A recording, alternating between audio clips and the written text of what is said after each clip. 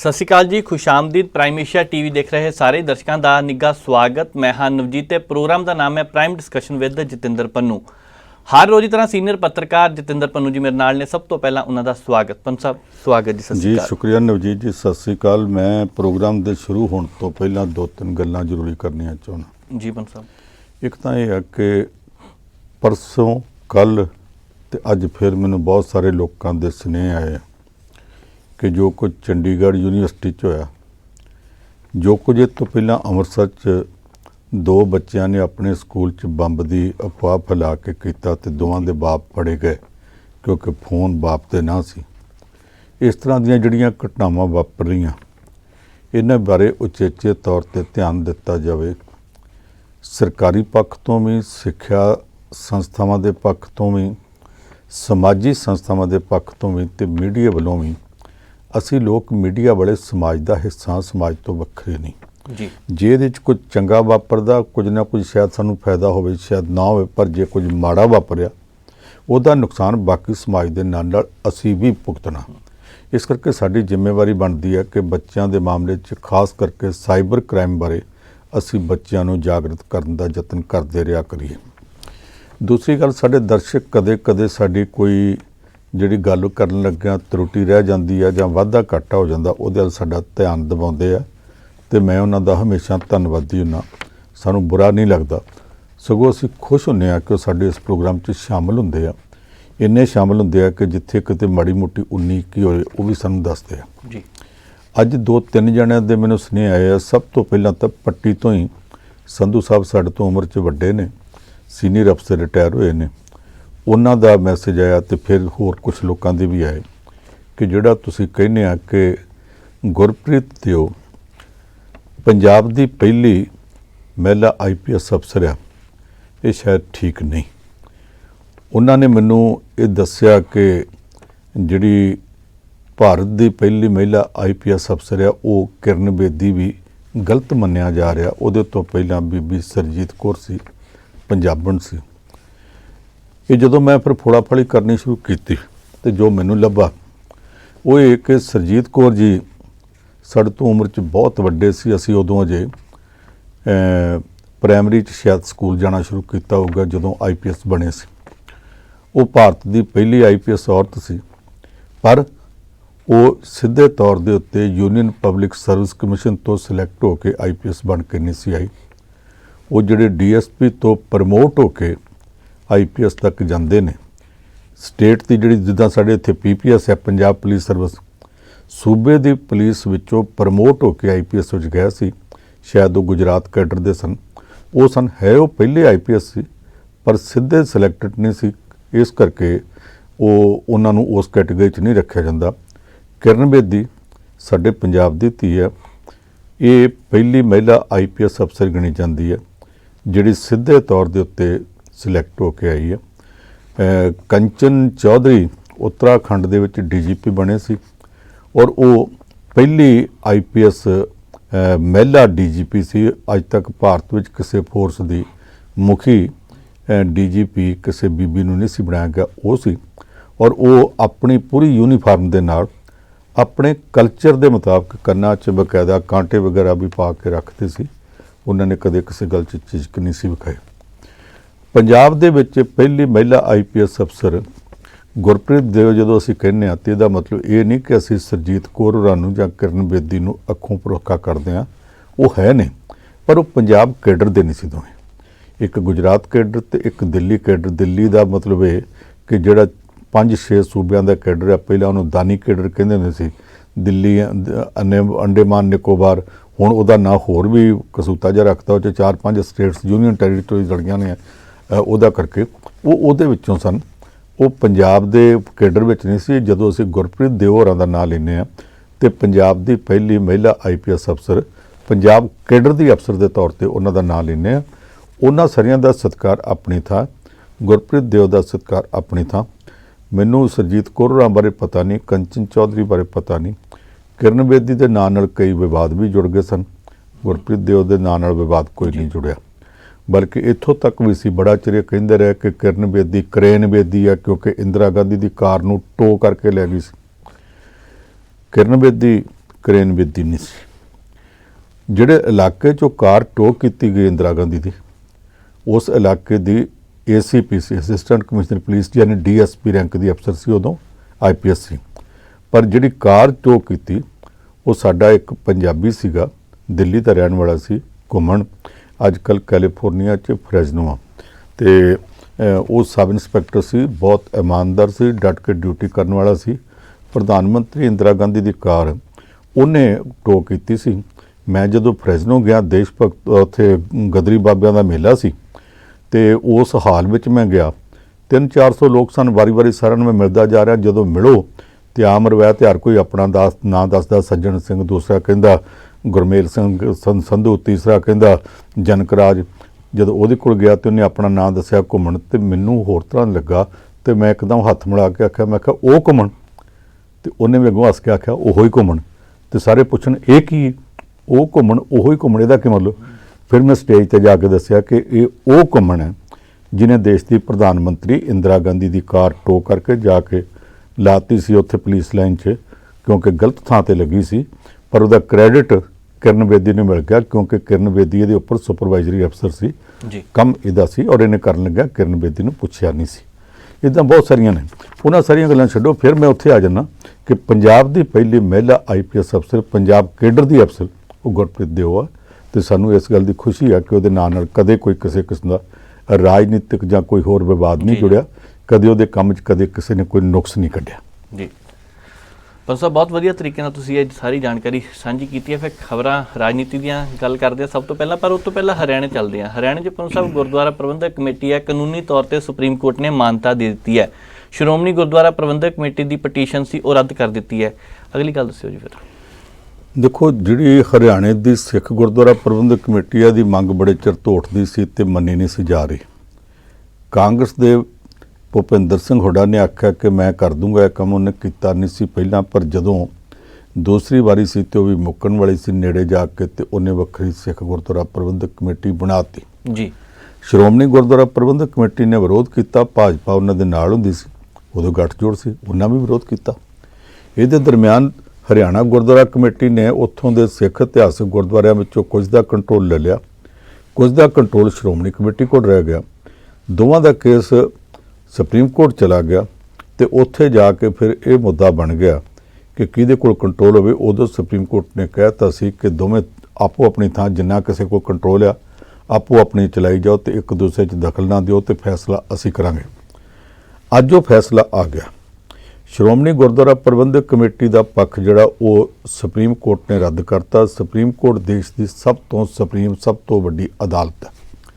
ਇਹਦੇ ਫੈਸਲੇ ਨੂੰ ਹੁਣ ਕਿੱਥੇ ਚੈਲੰਜ ਕੀਤਾ ਜਾ ਸਕਦਾ, ਕਰਨਾ ਔਖਾ। ਸ਼੍ਰੋਮਣੀ ਗੁਰਦੁਆਰਾ ਪ੍ਰਬੰਧਕ ਕਮੇਟੀ ਨੂੰ ਹੁਣ ਇਹ ਫੈਸਲਾ ਮੰਨ ਲੈਣਾ ਚਾਹੀਦਾ। ਬੇਲੋੜੇ ਅੜਿੱਕਿਆਂ ਦੀ ਲੋੜ ਕੋਈ ਰਹਿ ਨਹੀਂ ਗਈ। ਜਦੋਂ ਉਹਨਾਂ ਨੇ ਕਹਿ ਦਿੱਤਾ ਕਿ ਸਾਰਾ ਹਰਿਆਣੇ ਦੇ ਗੁਰਦੁਆਰਾ ਦਾ ਪ੍ਰਬੰਧ ਹਰਿਆਣੇ ਦੀ ਗੁਰਦੁਆਰਾ ਕਮੇਟੀ ਕਰੇ, ਤੇ ਇਹਦੇ ਵਿੱਚ ਗਲਤ ਵੀ ਕੁਝ ਨਹੀਂ ਲੱਗਦਾ। ਜੇ ਦਿੱਲੀ ਦੇ ਵਿੱਚ ਸਿੱਖ ਗੁਰਦੁਆਰਾ ਪ੍ਰਬੰਧਕ ਕਮੇਟੀ ਵੱਖਰੀ ਹੈ, ਜੇ ਬਿਹਾਰ ਦੇ ਵਿੱਚ ਪਟਨਾ ਸਾਹਿਬ ਤਖਤ ਦੇ ਨਾਲ ਜੁੜ ਕੇ ਤਖਤ ਸ੍ਰੀ ਹਰਿਮੰਦਰ ਜੀ ਪਟਨਾ ਸਾਹਿਬ ਦੇ ਨਾਲ ਉੱਥੇ ਵੱਖਰੀ ਗੁਰਦੁਆਰਾ ਪ੍ਰਬੰਧਕ ਕਮੇਟੀ ਹੈ, ਜੇ ਸੱਚਖੰਡ ਹਜ਼ੂਰ ਸਾਹਿਬ ਨਾਂਦੇੜ ਮਹਾਰਾਸ਼ਟਰ ਦੇ ਵਿੱਚ ਵੱਖਰੀ ਗੁਰਦੁਆਰਾ ਪ੍ਰਬੰਧਕ ਕਮੇਟੀ ਹੈ, ਜੰਮੂ ਕਸ਼ਮੀਰ ਦੇ ਸਿੱਖਾਂ ਦੀ ਵੱਖਰੀ ਗੁਰਦੁਆਰਾ ਪ੍ਰਬੰਧਕ ਕਮੇਟੀ ਹੈ, ਤੇ ਹਰਿਆਣੇ ਵਾਲਿਆਂ ਨੇ ਜੇ ਹੱਕ ਮੰਗਿਆ ਤੇ ਉਹਨਾਂ ਨੇ ਕੋਈ ਪਾਪ ਨਹੀਂ ਕਰ ਦਿੱਤਾ। ਉਹਨਾਂ ਦੀਆਂ ਭਾਵਨਾਵਾਂ ਦੀ ਕਦਰ ਕਰਨੀ ਚਾਹੀਦੀ ਹੈ, ਤੇ ਸ਼੍ਰੋਮਣੀ ਕਮੇਟੀ ਨੂੰ ਬੇਲੋੜੇ ਡਿੱਕੇ ਹੁਣ ਇਸ ਤੋਂ ਬਾਅਦ ਨਹੀਂ ਡਾਉਣੇ ਚਾਹੀਦੇ। ਸੁਪਰੀਮ ਕੋਰਟ ਦਾ ਫੈਸਲਾ ਸੁਪਰੀਮ ਹੈ, ਇਹਨੂੰ ਮੰਨ ਲੈਣਾ ਚਾਹੀਦਾ ਜੀ। ਪਿਛਲੇ ਸਮੇਂ 'ਚ ਰਾਜਨੀਤਿਕ ਕਾਰਨਾਂ ਕਰਕੇ ਜਾਂ ਆਪਣਾ ਗਲਬਾ ਉੱਥੋਂ ਤੱਕ ਰੱਖਣ ਵਾਸਤੇ ਜਿਹੜੇ ਹੱਥ ਕੰਡੇ ਵਰਤੇ ਗਏ, ਉਹਨੂੰ ਹਰਿਆਣੇ ਦੇ ਸਿੱਖਾਂ ਨੇ ਵੀ ਬਹੁਤਾ ਪਸੰਦ ਨਹੀਂ ਕੀਤਾ, ਤੇ ਕਾਨੂੰਨੀ ਤੌਰ ਤੇ ਵੀ ਹੁਣ ਸਾਬਤ ਹੋ ਗਿਆ ਕਿ ਉਹ ਸਾਰੀਆਂ ਗੱਲਾਂ ਗਲਤ ਸਨ। ਜਿਹੜੀ ਗੁਰਦੁਆਰਾ ਕਮੇਟੀ ਹਰਿਆਣੇ ਦੀ ਵੱਖਰੀ ਬਣੀ ਆ, ਉਹਨੂੰ ਕਿਉਂਕਿ ਹੁਣ ਦੀ ਸਰਕਾਰ ਵੀ ਇਹ ਸਮਝਦੀ ਹੈ ਕਿ ਬਣਨੀ ਚਾਹੀਦੀ ਹੈ। ਉਦੋਂ ਭਾਵੇਂ ਭਾਜਪਾ ਵਾਲੇ ਅਕਾਲੀ ਦਲ ਨਾਲ ਗੱਠਜੋੜ ਸੀ, ਹਰ ਗੱਲ 'ਚ ਜੋ ਅਕਾਲੀ ਕਹਿੰਦੇ ਸੀ, ਅਟਲ ਬਿਹਾਰੀ ਵਾਜਪਾਈ ਸਾਹਿਬ ਦੇ ਵੇਲੇ ਤੋਂ ਹੀ ਹੁੰਦਾ ਆ ਕਿ ਹਰ ਕੋਈ ਉਸ ਗੱਲ ਨੂੰ ਮੰਨ ਲੈਂਦਾ ਹੁੰਦਾ ਸੀ। ਹੁਣ ਉਹ ਨੌਬਤ ਨਹੀਂ ਆਉਣੀ ਜੀ। ਹੁਣ ਭਾਜਪਾ ਨਾਲ ਵੀ ਇਹਨਾਂ ਦੇ ਸਬੰਧਾਂ 'ਚ ਤੋੜ ਵਿਛੋੜਾ 2 ਸਾਲ ਪਹਿਲਾਂ ਆ ਗਿਆ ਸੀ, ਤੇ ਅਜੇ ਮੋੜਾ ਪੈ ਕੇ ਇਕੱਠੇ ਹੋਣ ਦਾ ਕੋਈ ਚਾਂਸ ਨਹੀਂ। ਇਸ ਕਰਕੇ ਜੋ ਸੁਪਰੀਮ ਕੋਰਟ ਦਾ ਫੈਸਲਾ ਆ ਗਿਆ, ਹਰਿਆਣੇ ਦੇ ਲੋਕਾਂ ਨੂੰ ਠੀਕ ਲੱਗਦਾ, ਇੱਥੇ ਕਿਸੇ ਨੂੰ ਗਲਤ ਲੱਗਦਾ ਵੀ ਹੈ ਤੇ ਲੱਗੀ ਜਾਵੇ, ਮੋੜਾ ਪੈਣ ਦੀ ਗੁੰਜਾਇਸ਼ ਹੁਣ ਬਹੁਤੀ ਨਹੀਂ ਦਿਸਦੀ। ਪਰ ਸਰ ਦੋ ਗੱਲਾਂ, ਇੱਕ ਪਹਿਲੀ ਹੈ ਕਿ ਭਾਰਤ ਦੇ ਵਿੱਚ ਹਮੇਸ਼ਾ ਹੀ ਇਹ ਚਰਚਾ ਚੱਲਦੀ ਹੈ ਕਿ ਖਿਡਾਰੀਆਂ ਨੂੰ ਉੱਪਰ ਚੁੱਕਣਾ ਹੈ, ਉਹਨਾਂ ਦੀ ਰਿਫਰੈਸ਼ਮੈਂਟ ਦਾ ਵੱਖਰਾ ਪ੍ਰਬੰਧ ਕਰਨਾ ਹੈ। ਪਿੰਡਾਂ ਵਿੱਚ ਬਹੁਤ ਸਾਰੇ ਖਿਡਾਰੀ ਬੈਠੇ ਆ ਜਿਨ੍ਹਾਂ ਦੇ ਵਿੱਚ ਵੱਖਰਾ ਟੈਲੈਂਟ ਹੈ, ਜੇਕਰ ਸਹੀ ਤਰੀਕੇ ਨਾਲ ਕੋਚ ਮਿਲਣ ਤਾਂ ਉੱਪਰ ਜਾ ਸਕਦੇ ਆ। ਇੱਕ ਗੱਲ ਤਾਂ ਇਹ ਹੋ ਗਈ। ਦੂਜੀ ਇਹ ਯੂਪੀ ਤੋਂ ਖਬਰ ਆਉਂਦੀ ਹੈ ਉੱਥੇ ਖਿਡਾਰੀਆਂ ਦੀਆਂ ਖੇਡਾਂ ਕਰਵਾਈਆਂ ਜਾ ਰਹੀਆਂ, ਉਹਨਾਂ ਨੂੰ ਖਾਣਾ ਦਿੱਤਾ ਤੇ ਟਾਇਲਟ ਦੇ ਵਿੱਚ ਰੱਖ ਕੇ ਖਾਣਾ ਤਿਆਰ ਕੀਤਾ ਗਿਆ। ਖਾਣਾ ਵੀ ਉੱਥੇ ਤਿਆਰ ਕੀਤਾ, ਪਰੋਸਿਆ ਵੀ ਉੱਥੇ ਜਾ ਰਿਹਾ ਹੈ। ਤੇ ਜੇਕਰ ਉੱਪਰ ਚੁੱਕਣਾ ਤੇ ਉਹਨਾਂ ਖਿਡਾਰੀਆਂ ਦਾ ਸਨਮਾਨ ਕਰਦੇ ਪਏ ਜਾਂ ਬੇਇੱਜ਼ਤੀ ਕਰਦੇ ਪਏ, ਕੀ ਕਹਿਣਾ ਚਾਹੋਗੇ? ਇਹ ਖਬਰ 3 ਦਿਨ ਤੋਂ ਚੱਲਦੀ ਸੀ। ਅਸੀਂ ਚਾਹੁੰਦੇ ਸਾਂ ਸਰਕਾਰ ਦਾ ਪੱਖ ਆ ਜਾਵੇ ਜੀ, ਲੋਕਾਂ ਤੱਕ ਅੱਜ ਪਹੁੰਚੀ। 3 ਦਿਨ ਪਹਿਲਾਂ ਖਬਰ ਆ ਚੁੱਕੀ ਹੈ। ਹਰਿਆਣੇ ਦੇ ਵਿੱਚ ਖਿਡਾਰਨਾਂ ਕੁੜੀਆਂ ਨੇ, ਉਹਨਾਂ ਨੂੰ ਜਿਹੜੇ ਬਾਥਰੂਮ ਦੇ ਵਿੱਚ ਖਾਣਾ ਪਰੋਸਿਆ ਗਿਆ, ਉਹ ਬਾਥਰੂਮ ਵੇਖੋ ਵੀਡੀਓ ਤੇ ਸਾਫ਼ ਦਿਸਦਾ ਕਿ ਉਹ ਵੀ ਲੜਕੀਆਂ ਵਾਲਾ ਨਹੀਂ।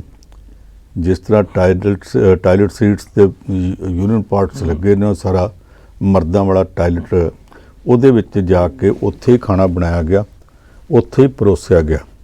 ਉਹਨਾਂ ਦੇ ਇੱਕ ਕੋਚ ਦਾ ਤੇ ਮੈਨੇਜਰ ਦਾ ਪਹਿਲਾਂ ਬਿਆਨ ਆਇਆ ਸੀ ਕਿ ਉੱਥੇ ਸਕੂਲ ਦੇ ਵਿੱਚ ਜਿਹੜਾ ਐਜੂਕੇਸ਼ਨ ਇੰਸਟੀਚਿਊਸ਼ਨ ਹੈ, ਉਹਦੇ 'ਚ ਅਸੀਂ ਜਦੋਂ ਕਿਤੇ ਗਏ ਵਾਪਸ ਆਏ, ਆਉਂਦਿਆਂ ਨੂੰ ਉੱਥੇ ਕੋਈ ਕੰਸਟਰਕਸ਼ਨ ਦਾ ਕੰਮ ਚੱਲਦਾ ਸੀ, ਸਾਨੂੰ ਹੋਰ ਕੋਈ ਜਗ੍ਹਾ ਨਹੀਂ ਮਿਲੀ ਤੇ ਅਸੀਂ ਇਹਨਾਂ ਕੁੜੀਆਂ ਨੂੰ ਉੱਥੇ ਲੈ ਗਏ ਤੇ ਉੱਥੇ ਜਾ ਕੇ ਖਾਣਾ ਬਣਾਇਆ ਗਿਆ, ਉੱਥੇ ਪਰੋਸਿਆ ਗਿਆ। ਇਹ ਕਿੰਨੀ ਸ਼ਰਮਨਾਕ ਗੱਲ ਹੈ ਕਿ ਕੋਚ ਤੇ ਮੈਨੇਜਰ ਇਦਾਂ ਦੇ ਬਿਆਨ ਦੇਣ ਕਿ ਉੱਥੇ ਖਾਣਾ ਬਣਾਇਆ ਗਿਆ, ਉੱਥੇ ਪਰੋਸਿਆ ਗਿਆ। ਜੀ, ਲੋਕਾਂ ਦੀਆਂ ਧੀਆਂ ਭੈਣਾਂ ਤੁਹਾਡੇ ਭਰੋਸੇ ਤੇ ਤੁਹਾਡੇ ਨਾਲ ਭੇਜੀਆਂ ਜਾਂਦੀਆਂ ਨੇ, ਕੀ ਤੁਸੀਂ ਇਦਾਂ ਕਰੋਗੇ? ਇਹਦੇ ਤੋਂ ਪਹਿਲਾਂ ਸਾਡੇ ਕੋਲ ਇੱਕ ਖਬਰ ਆ ਚੁੱਕੀ ਆ ਕਿ ਦਿੱਲੀ 'ਚ ਜਾ ਕੇ ਇੱਕ ਥਾਂ ਦੇ ਉੱਤੇ ਖਿਡਾਰਨਾਂ ਵਿਦੇਸ਼ ਜਾਣੀਆਂ ਸੀ ਤੇ ਉਹਨਾਂ ਨੂੰ ਪਤਾ ਲੱਗਾ ਕਿ 에ਅਰਲਾਈਨ 'ਚ ਉਹਨਾਂ ਦੀਆਂ ਟਿਕਟਾਂ ਜਿਹੜੀਆਂ ਨੇ ਕਨਫਰਮ ਨਹੀਂ, ਉੱਥੇ ਖਰਾਬ ਹੋਈਆਂ। ਫਿਰ ਇੱਕ ਵਿਦੇਸ਼ੀ 에ਅਰਪੋਰਟ ਦੇ ਉੱਤੇ ਜਾ ਕੇ ਸਾਡੀਆਂ ਭਾਰਤ ਦੀਆਂ 에ਅਰਪੋਰਟ ਜਿਹੜੀਆਂ ਖਿਡਾਰਨਾਂ ਸਨ, ਉਸ 에ਅਰਪੋਰਟ 'ਤੇ ਇਹਨਾਂ ਨੂੰ ਬਹੁਤ ਖੱਜਲ ਹੋਣਾ ਪਿਆ ਸੀ, ਉਦੋਂ ਵੀ ਰੌਲਾ ਪਿਆ। ਇੱਕ ਹੋਰ ਦੇਸ਼ ਵਿੱਚ ਜਾ ਕੇ ਪਿੱਛੇ ਜਿਹੇ ਰੌਲਾ ਪਿਆ ਸੀ ਕਿ ਅੱਗੋਂ ਉਹਨਾਂ ਵਾਸਤੇ ਪ੍ਰਬੰਧ ਪੂਰੇ ਨਹੀਂ ਸਨ ਤੇ ਖਿਡਾਰਨਾਂ ਨੂੰ ਇੱਕ ਧਰਮ ਸਥਾਨ 'ਚ, ਜੇ ਮੈਂ ਭੁੱਲਦਾ ਨਹੀਂ ਤੇ ਸ਼ਾਇਦ ਇੱਕ ਗੁਰਦੁਆਰਾ ਸਾਹਿਬ ਦੇ ਵਿੱਚ ਜਾ ਕੇ ਤੇ ਰਾਤ ਕੱਟਣੀ ਪਈ ਸੀ। ਇਸ ਤਰ੍ਹਾਂ ਦੇ ਇਹ ਸਾਡੇ ਜਿਹੜੇ ਪ੍ਰਬੰਧਕ ਨੇ, ਇਕੱਲਾ ਇਹ ਨਹੀਂ ਕਿ ਕੁੜੀਆਂ ਨਾਲ ਇਦਾਂ ਹੁੰਦਾ, ਜੀ, ਮੁੰਡਿਆਂ ਨਾਲ ਵੀ ਆ। ਸਾਡੀ ਇੱਕ ਵਾਰੀ ਇੱਕ ਕਿਸ਼ਤੀ ਟੀਮ ਏਸ਼ੀਅਨ ਗੇਮਸ ਵਿੱਚ ਚੱਲੀ ਸੀ। ਉਹ ਉਥੋਂ ਕੰਨਿਆ ਕੁਮਾਰੀ ਤੋਂ ਆਏ, ਆਪ ਉਹ ਅੰਦਰ ਬੈਠੇ ਨੇ। ਉਹਨਾਂ ਦੀਆਂ ਕਿਸ਼ਤੀਆਂ ਐਡੀਆਂ ਲੰਮੀਆਂ ਨੇ ਕਿ ਉਸ ਕੋਚ ਵਿੱਚ ਚੜ੍ਹਾਈਆਂ ਨਹੀਂ ਜਾ ਸਕਦੀਆਂ। ਉਹਨਾਂ ਕਿਸ਼ਤੀਆਂ ਨੂੰ ਇਹ ਰੇਲ ਦੇ ਜਿਹੜੇ ਡੱਬੇ ਆ, ਉਹਨਾਂ ਦੇ ਜਿਹੜੇ ਖਿੜਕੀਆਂ ਦੇ ਉੱਤੇ ਲੱਗੇ ਹੁੰਦੇ ਸਰੀਏ, ਜੀ, ਉਹਨਾਂ ਸਰੀਆਂ ਨਾਲ ਬਾਹਰੋਂ ਤਾਰਾਂ ਨਾਲ ਬੰਨ੍ਹ ਕੇ ਤੇ ਦਿੱਲੀ ਤੱਕ ਲਿਆਂਦਾ ਗਿਆ ਤੇ ਲੋਕੀ ਉਹਨਾਂ ਦੀਆਂ ਫੋਟੋ ਲੈਂਦੇ ਫਿਰਨ। ਜਦੋਂ ਪੁੱਛਿਆ ਗਿਆ ਕਿ ਤੁਹਾਡੇ ਕੋਚ ਕਿੱਥੇ ਆ, ਕਹਿੰਦੇ ਜੀ ਕੋਚ ਤਾਂ ਹਵਾਈ ਜਹਾਜ਼ ਤੇ ਚਲੇ ਗਏ। ਕਦੇ ਕ੍ਰਿਕਟ ਵਾਲਿਆਂ ਦੇ ਤੇ ਇਦਾਂ ਹੋਇਆ ਨਹੀਂ ਕਿ ਉਹਨਾਂ ਦਾ ਕੋਚ ਹਵਾਈ ਜਹਾਜ਼ ਤੇ ਚਲ ਜੇ ਤੇ ਖਿਡਾਰੀ ਜਿਹੜੇ ਆ ਇਹ ਰੇਲਵੇ 'ਚ ਇਦਾਂ ਧੱਕੇ ਖਾਂਦੇ ਆਉਣ, ਉਹਨਾਂ ਦਾ ਸਮਾਨ ਵੱਖਰਾ ਆਵੇ। ਇੱਦਾਂ ਦੀਆਂ ਗੱਲਾਂ ਕਈ ਵਾਰ ਹੋਈਆਂ ਨੇ। ਇਹ ਸਿਰਫ ਬਾਕੀ ਖੇਡਾਂ ਨਾਲ ਹੁੰਦਾ, ਬਾਕੀ ਦੀਆਂ ਸਾਰੀਆਂ ਖੇਡਾਂ ਨੂੰ ਹੌਲੀ ਹੌਲੀ ਕ੍ਰਿਕਟ ਜਿਹੜੀ ਆ ਉਹ ਖਾਈ ਜਾਂਦੀ ਹੈ। ਸਿਵਾਏ ਕ੍ਰਿਕਟ ਤੋਂ ਹੋਰ ਕਿਸੇ ਨੂੰ ਕੋਈ ਚੇਤਾ ਹੀ ਨਹੀਂ ਆਉਂਦਾ। ਆ ਪਿੱਛੇ ਜੇ ਟੈਨਿਸ ਇਸ ਕਰਕੇ ਚਮਕੀ ਸੀ ਕਿ ਸਾਡੀ ਸਾਨੀਆ ਮਿਰਜ਼ਾ ਜਦੋਂ ਉੱਠੀ ਤੇ ਕੋਈ ਸੋਚ ਨਹੀਂ ਸੀ ਸਕਦਾ ਕਿ ਸੰਸਾਰ ਪੱਧਰ ਤੇ ਚਲ ਜਾਵੇਗੀ। ਲੀਐਂਡਰ ਪੇਸ ਉੱਠਿਆ, 2-3 ਜਣੇ ਉੱਠੇ ਸਨ। ਫਿਰ ਬੈਡਮਿੰਟਨ ਇਸ ਕਰਕੇ ਚਮਕਿਆ ਕਿ ਸਾਇਨਾ ਨੇਹਵਾਲ, ਫਿਰ ਪੀਵੀ ਸੰਧੂ, ਇਹਨਾਂ ਨੇ ਮਿਹਨਤ ਕੀਤੀ ਤੇ ਉੱਥੋਂ ਤੱਕ ਪਹੁੰਚੇ ਜਿੱਥੋਂ ਤੱਕ ਕਿਸੇ ਨੂੰ ਆਸ ਨਹੀਂ ਸੀ। ਅੱਜ ਕੱਲ੍ਹ ਸਾਡਾ ਨੀਰਜ ਚੋਪੜਾ, ਉਹ ਨੇਜਾ ਸੁੱਟਰ ਜਿਹਨੂੰ ਜੈਵਲਿਨ ਥਰੋ ਕਹਿੰਦੇ ਆ, ਉਹਦੇ ਵਿੱਚ ਸੰਸਾਰ ਪੱਧਰ ਤੇ ਚਮਕਿਆ। ਇਹ ਜਿਹੜੇ ਖਿਡਾਰੀ ਚਮਕ ਰਹੇ ਆ, ਇਹ ਜਦੋਂ ਇੱਥੇ ਆਉਂਦੇ ਆ ਫਿਰ ਦੱਸਦੇ ਆ ਵੀ ਇਹਨਾਂ ਨਾਲ ਕੀ ਹੁੰਦਾ ਪਿਆ। ਹੁਣ ਆ ਜਿਹੜੀ ਕ੍ਰਿਕਟ ਟੀਮ ਹੋ ਕੇ ਆਈ ਹੈ, ਇਹਨਾਂ ਖਿਡਾਰੀਆਂ 'ਚੋਂ ਇੱਕ ਦੀ ਮਾਂ ਦੱਸਦੀ ਹੈ ਕਿ ਮੇਰੇ ਨਾਲ ਜਾਣ ਤੋਂ ਪਹਿਲਾਂ ਇੱਥੇ ਚਾਦਰਾਂ ਦਾ ਕੰਮ ਵਿਚਾਰਾ ਕਰਦਾ ਰਿਹਾ। ਇਹੋ ਜਿਹੇ ਖਿਡਾਰੀ ਵੀ ਸਾਡੇ ਹੈਗੇ ਨੇ। ਜੇ ਸਾਡੀਆਂ ਸਰਕਾਰਾਂ ਨੇ ਇਸੇ ਤਰ੍ਹਾਂ ਹੀ ਖਿਡਾਰੀਆਂ ਨੂੰ ਰੋਲ ਦੇਣਾ ਤੇ ਇਹਨਾਂ ਤੋਂ ਤਮਗਿਆਂ ਦੀ ਆਸ ਕਿੱਦਾਂ ਰੱਖਣਗੇ? ਇੱਕੋ ਹੀ ਤਰੀਕਾ ਕਿ ਇਹਨਾਂ ਨੂੰ ਸੰਭਾਲਿਆ ਜਾਵੇ। ਆ ਤਾਂ ਬਹੁਤ ਹੀ ਘਟੀਆ ਤਾਂ ਹਰਕਤ ਆ। ਸ਼ਾਇਦ ਇਹ ਸਹਾਰਨਪੁਰ ਦੀ ਹੈ, ਜੀ, ਉੱਤਰ ਪ੍ਰਦੇਸ਼ ਦੇ ਸਹਾਰਨਪੁਰ ਦੀ ਹੋਵੇ। ਸਹਾਰਨਪੁਰ ਪਰ ਇਹ ਮੰਦਾ ਚੰਗਾ ਸਹਾਰਨ ਵਾਸਤੇ ਲੋਕਾਂ ਦੀਆਂ ਕੁੜੀਆਂ ਰੱਖੀਆਂ ਨੇ। ਬਿਲਕੁਲ। ਉਹਨਾਂ ਨੂੰ ਇਹੋ ਜਿਹੀ ਹਾਲਤ ਦੇ ਵਿੱਚ ਜਾ ਕੇ ਫਸਾਇਆ ਕਿਉਂ ਗਿਆ ਕਿ ਉਹਨਾਂ ਨੂੰ ਟਾਇਲਟਸ ਦੇ ਵਿੱਚ ਬਹਿ ਕੇ ਤੇ ਖਾਣਾ ਪਰੋਸਿਆ ਜਾਵੇ ਤੇ ਉਹ ਖਾਣ। ਔਰ ਟਾਇਲਟ ਸੀਟ ਵੀ ਜਿਹੜੇ ਹੋ ਗਏ, ਉਹ ਜਿਹੜਾ ਕੈਬਨ ਹੈ ਉਹ ਵੀ ਮਰਦਾਂ ਵਾਲੇ ਟਾਇਲਟਸ ਹੋਣ, ਕੁੜੀਆਂ ਵਾਲੇ ਨਹੀਂ। ਜੇ ਕੁੜੀਆਂ ਵਾਲੇ ਵੀ ਹੋਣ ਤਾਂ ਵੀ ਸ਼ਰਮਨਾਕ ਆ। ਉਹ ਜਿਹੜੇ ਵੀ ਪ੍ਰਬੰਧਕਾਂ ਨੇ ਕੀਤਾ ਉਹਨਾਂ ਦੇ ਖਿਲਾਫ ਸਖਤ ਕਾਰਵਾਈ ਹੋਣੀ ਚਾਹੀਦੀ ਤੇ ਕੇਂਦਰ ਸਰਕਾਰ ਨੂੰ ਕਰਨੀ ਚਾਹੀਦੀ ਹੈ। ਜੀ, ਮਤਲਬ ਕੇਂਦਰ ਸਰਕਾਰ ਦੀ ਗੱਲ ਕੀਤੀ ਤੇ ਕੈਪਟਨ ਅਮਰਿੰਦਰ ਸਿੰਘ ਨੇ ਆਪਣੀ ਪਾਰਟੀ ਨਾਲ ਰਲੇਵਾਂ ਕੀਤਾ, ਜਿਸ ਹਿਸਾਬ ਨਾਲ ਭਾਜਪਾ 'ਚ ਹੁਣ ਚਰਚਾ ਚੱਲਦੀ ਪਈ ਹੈ ਕਿ ਕਈ ਕਾਂਗਰਸੀਆਂ ਨੇ ਆਪਣੇ ਪੈਰ ਪਿੱਛੇ ਵੱਲ ਖਿੱਚਣੇ ਸ਼ੁਰੂ ਕਰ ਦਿੱਤੇ ਆ। ਕੁਛ ਨੇ ਕਹਿੰਦੇ ਗੱਡੀਆਂ ਵਾਪਸ ਰਸਤੇ 'ਚ ਮੋੜ ਲਈਆਂ। ਇਹ ਕਿੰਨਾ ਕੁ ਸੱਚ ਹੈ ਜੀ? ਦੇਖੋ, ਮੈਂ ਅੱਜ ਸਵੇਰੇ ਫੋਕਸ ਪ੍ਰੋਗਰਾਮ 'ਚ ਆਖਿਆ ਸੀ ਫਲਾਣੇ ਗਏ, ਮੈਂ ਰਾਣਾ KP ਸਿੰਘ ਦੇ ਬਾਰੇ ਕਹਿੰਦਾ ਸੀ, ਪੰਜਾਬ ਵਿਧਾਨ ਸਭਾ ਦੇ ਸਾਬਕਾ ਸਪੀਕਰ ਬਾਰੇ ਕਿ ਉਹ ਵੀ ਨਾਲ ਗਏ। ਬਾਅਦ ਜੇ ਖਬਰ ਆਈ ਹੈ ਕਿ ਉਹ ਨਾਲ ਨਹੀਂ ਗਏ। ਐਵੇਂ ਇੱਕ ਅਖਬਾਰ ਨੇ ਲਿਖਤਾ ਕਿ ਉਹ ਗਏ ਪਰ ਉਹ ਨਹੀਂ ਗਏ, ਉਹ ਰਾਹ 'ਚੋਂ ਮੁੜ ਆਏ। ਪਰ ਇੱਥੋਂ ਤਾਂ ਗਏ ਸੀ ਕਿਉਂਕਿ ਕੈਪਟਨ ਅਮਰਿੰਦਰ ਸਿੰਘ ਨਾਲ ਵੀ ਨੇੜਤਾ। ਦੂਜੇ ਪਾਸੇ ਉਹ ਕਹਿੰਦੇ ਜੀ ਬੀਬੀ ਅੰਬਿਕਾ ਸੋਨੀ ਨੇ ਦਿੱਲੀ ਤੋਂ ਫੋਨ ਕੀਤਾ ਤੇ ਉਹਨੇ ਰੋਕਿਆ। ਇਹ ਅੰਬਿਕਾ ਸੋਨੀ ਵੀ ਕਾਂਗਰਸ ਦੀ ਇਹੋ ਜਿਹੀ ਲੀਡਰ ਆ ਜਿਹਦੇ ਲੋਕਾਂ 'ਚ ਪੈਰ ਨਹੀਂ ਗਏ। ਸਾਰੀ ਉਮਰ ਹਵਾਈ ਲੀਡਰੀ ਕੀਤੀ ਹੈ, ਰਾਜ ਸਭਾ ਜਿੱਥੋਂ ਮਰਜ਼ੀ ਉੱਪਰੋਂ ਤਿਗੜਮਬਾਜ਼ੀ ਕਰਕੇ ਰਾਜ ਸਭਾ, ਸਾਰੀ ਉਮਰ ਉੱਪਰਲੀ ਚੌਧਰ ਕੀਤੀ ਆ। ਔਰ ਪਿਛਲੇ ਸਾਲ ਪੰਜਾਬ ਦੇ ਵਿੱਚ ਕਾਂਗਰਸ ਦਾ ਜਿਹੜਾ ਪੱਠਾ ਬਿਠਾਉਣ ਦੇ ਵਿੱਚ ਇਸ ਬੀਬੀ ਦਾ ਤਗੜਾ ਰੋਲ ਹੈ। ਹੁਣ ਰਾਣਾ KP ਸਿੰਘ ਵਰਗਾ ਬੰਦਾ ਜੇ ਬੀਬੀ ਅੰਬਿਕਾ ਸੋਨੀ ਦੇ ਕਹਿਣ ਤੇ ਰਾਹ 'ਚੋਂ ਮੁੜ ਆਉਂਦਾ ਤੇ ਚਲੋ ਭਾਈ ਉਹਦੀ ਮਰਜ਼ੀ ਆ। ਉੱਦਾਂ ਉਹ ਇਕੱਲਾ ਨਹੀਂ, ਕੁਛ ਹੋਰ ਵੀ ਪਿੱਛੇ ਮੁੜੇ ਆ। ਪਰ ਜਿਹੜੀ ਗੱਲ ਸਮਝੀ ਜਾਂਦੀ ਉਹ ਇਹ ਆ ਕਿ ਪਿੱਛੇ ਮੁੜਨ ਵਾਲੇ ਘੱਟ ਹੈ। ਕੈਪਟਨ ਅਮਰਿੰਦਰ ਸਿੰਘ ਦੇ ਆਖੇ ਅੱਗੇ ਜਾਣ ਵਾਲੇ ਵੱਧ ਜਾਪਦੇ ਆ। ਹੌਲੀ ਹੌਲੀ ਉਹਨਾਂ ਕਾਂਗਰਸੀਆਂ ਦੀ ਗਿਣਤੀ ਵੱਧਦੀ ਜਾ ਰਹੀ ਹੈ ਜਿਹੜੇ ਅੰਦਰ ਖਾਤੇ ਹਾਮੀ ਭਰਦੇ ਪਏ ਆ ਕਿ ਅਸੀਂ ਕਾਂਗਰਸ ਛੱਡ ਕੇ ਭਾਜਪਾ ਜਾਣ ਨੂੰ ਤਿਆਰ ਹਾਂ। ਸਮਝਿਆ ਜਾਂਦਾ ਕਿ ਜਦੋਂ ਰਾਹੁਲ ਗਾਂਧੀ ਨੇ ਪਦ ਯਾਤਰਾ ਕਰਦੇ ਪੰਜਾਬ ਦੇ ਬਾਰਡਰ ਤੇ ਆਉਣਾ, ਹਰਿਆਣਾ ਟੱਪਣਾ, ਉਦੋਂ ਕਾਂਗਰਸ ਪਾਰਟੀ ਨੂੰ ਭਾਰਤੀ ਜਨਤਾ ਪਾਰਟੀ ਇੱਕ ਵੱਡਾ ਝਟਕਾ ਦੇ ਸਕਦੀ ਹੈ ਜੀ। ਤੇ ਉਹ ਝਟਕਾ ਦੇਣ ਦੇ ਵਿੱਚ ਅਗਵਾਈ ਜਾਂ ਮਦਦ ਕੈਪਟਨ ਅਮਰਿੰਦਰ ਸਿੰਘ ਕਰ ਸਕਦਾ। ਕੀ ਪਤਾ ਅੰਦਰ ਖਾਤੇ ਸ਼ੁਰੂਆਤ ਪੰਨੂ ਸਾਹਿਬ ਹੋ ਹੀ ਚੁੱਕੀ ਹੈ ਲੱਗਦਾ। ਇਸੇ ਤਰ੍ਹਾਂ ਈਰਾਨ ਦੀ ਗੱਲ ਕਰਦੇ ਹਾਂ ਪੰਨੂ ਸਾਹਿਬ, ਈਰਾਨ ਵਿੱਚ ਔਰਤਾਂ ਨੇ ਸਰਕਾਰ ਦੇ ਖਿਲਾਫ ਬਗਾਵਤ ਕਰ ਦਿੱਤੀ ਅਤੇ ਸੜਕਾਂ ਤੇ ਉਤਰ ਆਈਆਂ। ਇਹਦਾ ਕੀ ਕਾਰਨ ਹੈ ਜੀ? ਉੱਥੋਂ ਦੀ ਸਥਿਤੀ ਤੋਂ ਭਾਰਤ ਦੇ ਮੁਸਲਮਾਨਾਂ ਨੂੰ ਵੀ ਸਮਝਣਾ ਚਾਹੀਦਾ। ਉੱਥੇ ਔਰਤਾਂ ਨੂੰ ਹਿਜਾਬ ਪਾਉਣ ਵਾਸਤੇ ਇਹ ਤਾਂ ਮਜਬੂਰ ਕਰਦੇ ਨੇ, ਇਸਲਾਮਿਕ ਕ੍ਰਾਂਤੀ ਦੇ ਦਿਨ ਤੋਂ ਕਰਦੇ ਆਏ। ਉਹਦੇ ਤੋਂ ਅੱਗੇ ਵੱਧ ਕੇ ਇਹ ਹੈ ਕਿ ਇੱਕ ਲੜਕੀ ਨੂੰ ਇਸ ਗੱਲ ਦੀ ਸਜ਼ਾ ਦਿੱਤੀ ਗਈ ਕਿ ਉਹਨੇ ਹਿਜਾਬ ਤਾਂ ਪਾਇਆ ਪਰ ਪੂਰੀ ਤਰ੍ਹਾਂ ਠੀਕ ਨਹੀਂ ਪਾਇਆ। ਉਹ ਆਜ਼ਾਦ ਖਿਆਲ ਲੜਕੀ ਸੀ, ਉਹਨੇ ਇਸ ਗੱਲ ਦਾ ਵਿਰੋਧ ਕੀਤਾ ਕਿ ਤੁਸੀਂ ਸਾਡੇ 'ਤੇ ਪਾਬੰਦੀਆਂ ਕਾਹਦੀਆਂ ਲਾਉਂਦੇ ਹੋ। ਥਾਣੇ ਲੈ ਗਏ, ਬਾਅਦ 'ਚ ਉਸ ਕੁੜੀ ਦੀ ਮੌਤ ਹੋ ਗਈ। ਉਸ ਮੌਤ ਦੇ ਸਵਾਲ ਤੇ ਪਹਿਲਾਂ ਤੇ ਉੱਥੋਂ ਦੀ ਸਰਕਾਰ ਨੇ, ਉੱਥੋਂ ਦੀ ਪੁਲਿਸ ਨੇ ਆਖਿਆ ਜੀ ਕਿਸੇ ਕਿਸਮ ਦਾ ਕੋਈ ਗਲਤ ਕੰਮ ਨਹੀਂ, ਉਹਦੇ ਨਾਲ ਕੋਈ ਜ਼ਿਆਦਤੀ ਨਹੀਂ ਹੋਈ। ਫਿਰ ਜਦੋਂ ਵੇਖਿਆ ਕਿ ਹੌਲੀ ਹੌਲੀ ਹਾਲਾਤ ਵਿਗੜ ਗਏ ਨੇ, ਸਾਰੇ ਦੇਸ਼ ਵਿੱਚ ਇਸ ਮੁੱਦੇ ਤੇ ਰੌਲਾ ਪੈ ਗਿਆ। ਲੜਕੀਆਂ ਉੱਠ ਕੇ ਸੜਕਾਂ ਤੇ ਆ ਗਈਆਂ। ਜਿਹੜੀਆਂ ਲੜਕੀਆਂ ਸਰਕਾਰ ਦੇ ਉੱਤੇ ਜਿਹੜੇ ਇਸਲਾਮੀ ਸ਼ਰ੍ਹਾ ਵਾਲੇ ਆਗੂ ਨੇ ਉਹਨਾਂ ਦੇ ਦਬਾਅ ਥੱਲੇ ਹਿਜਾਬ ਪਾਉਂਦੀਆਂ ਸਨ ਔਰ ਪੂਰਾ ਸਰੀਰ ਢੱਕ ਕੇ ਰੱਖਦੀਆਂ ਸਨ, ਉਹ ਲੜਕੀਆਂ ਸੜਕ ਤੇ ਖਲੋ ਕੇ ਆਪੋ ਆਪਣੇ ਹਿਜਾਬ ਲਾ ਕੇ ਤੇ ਹਵਾ 'ਚ ਲਹਿਰਾਉਣ ਲੱਗ ਪਈਆਂ। ਵੇਖਿਆ ਹਾਲਾਤ ਵਿਗੜੇ ਆ। ਕਈਆਂ ਥਾਵਾਂ ਤੇ ਪੁਲਿਸ ਨਾਲ ਝੜਪਾਂ ਹੋਈਆਂ, ਅਥਰੂ ਗੈਸ ਚੱਲੀ। ਫਿਰ ਉੱਥੋਂ ਦੀ ਪੁਲਿਸ ਦੇ ਮੁਖੀ ਨੇ ਆਖਿਆ ਕਿ ਜਿਨ੍ਹਾਂ ਨੇ ਤਫਤੀਸ਼ ਕੀਤੀ ਸੀ, ਜਿਨ੍ਹਾਂ ਦੀ ਕਸਟਡੀ 'ਚ ਉਸ ਕੁੜੀ ਦੀ ਮੌਤ ਹੋਈ ਹੈ, ਸ਼ਾਇਦ ਉਹ 22-23 ਸਾਲ ਦੀ ਅਜੇ ਕੁੜੀ ਸੀ, ਉਹਨਾਂ ਨੂੰ ਅਸੀਂ ਸਸਪੈਂਡ ਕਰਤਾ ਤੇ ਉਹਨਾਂ ਖਿਲਾਫ ਕੇਸ ਦਰਜ ਕੀਤਾ, ਕਾਰਵਾਈ ਕਰਾਂਗੇ। ਇਹ ਕਾਰਵਾਈ ਪਹਿਲੇ ਦਿਨ ਹੋ ਸਕਦੀ ਸੀ। ਪਹਿਲੇ ਦਿਨ ਇਹ ਖੁਸ਼ ਹੋਏ ਕਿ ਇਹ ਬੰਦਾ ਧਾਰਮਿਕ ਪਾਬੰਦੀਆਂ ਲਾਉਣ ਦੇ ਵਿੱਚ ਬਾਕੀਆਂ ਨਾਲੋਂ ਜ਼ਿਆਦਾ ਉਤਸ਼ਾਹੀ ਆ, ਬੜਾ ਸੋਹਣਾ ਕੰਮ ਕਰ ਰਿਹਾ। ਹੁਣ ਹਾਲਾਤ ਇਹ ਆ ਕਿ ਸਰਕਾਰ ਦੇ ਵੱਸ ਦੀ ਗੱਲ ਨਹੀਂ ਰਹਿ ਗਈ। ਲੜਕੀਆਂ ਸੜਕਾਂ ਤੇ ਆ ਕੇ ਕੈਂਚੀ ਨਾਲ ਲਿਆਉਂਦੀਆਂ, ਕੈਮਰਿਆਂ ਦੇ ਸਾਹਮਣੇ ਖਲੋ ਕੇ ਆਪਣੇ ਵਾਲ ਕੱਟੀ ਜਾਂਦੀਆਂ, ਚਿਹਰੇ ਤੋਂ ਹਿਜਾਬ ਲਾ ਕੇ ਘੁਮਾ ਕੇ ਸੜਕਾਂ ਤੇ ਸੁੱਟ ਰਹੀਆਂ।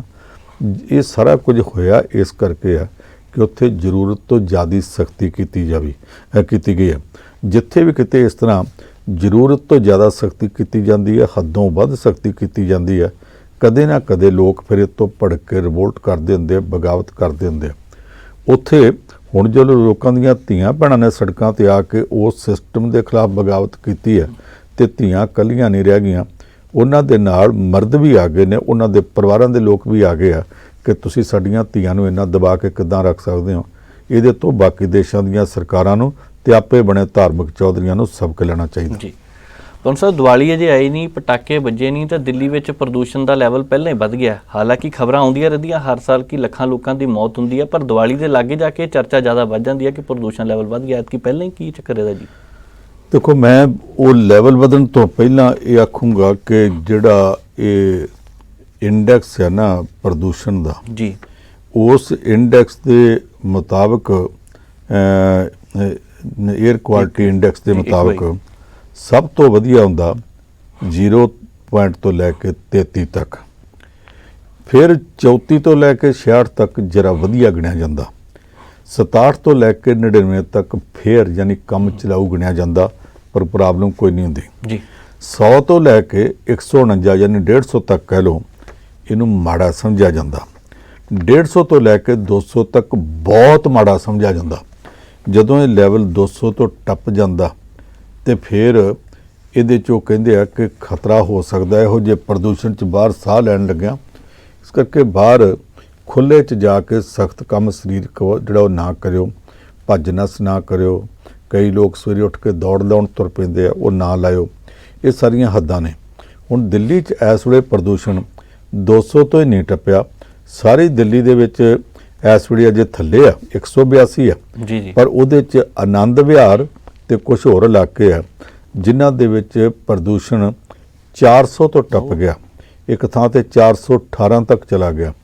ਇੰਨਾ ਪ੍ਰਦੂਸ਼ਣ ਆਮ ਤੌਰ ਤੇ ਨਵੰਬਰ ਦਸੰਬਰ 'ਚ ਹੁੰਦਾ ਸੀ, ਜੀ ਇਸ ਵਾਰੀ ਪਹਿਲਾਂ ਹੀ ਹੋ ਗਿਆ। ਅੱਗੇ ਤਾਂ ਕਹਿੰਦੇ ਸੀ ਕਿ ਝੋਨੇ ਸੜੇ ਗਏ ਪੰਜਾਬ 'ਚ, ਤੇ ਉਹਦਾ ਇੱਥੇ ਆ ਗਿਆ। ਇਹ ਤੇ ਝੋਨੇ ਜਿਹੜੇ ਪਰਾਲੀਆਂ ਜਿਹੜੀਆਂ ਨੇ, ਪਰਾਲੀ ਸੜਨ ਦੀ ਸ਼ੁਰੂਆਤ ਵੀ ਨਹੀਂ ਹੋਈ, ਤੇ ਹੁਣੇ ਦਿੱਲੀ ਦਾ ਜਿਹੜਾ 에ਅਰ ਕੁਆਲਿਟੀ ਇੰਡੈਕਸ ਹੈ ਇੰਨਾ ਛੜਪੇ ਮਾਰ ਕੇ ਤਾਂ ਚੜ ਗਿਆ, ਅੱਗੋਂ ਜਾ ਕੇ ਕੀ ਬਣੇਗਾ।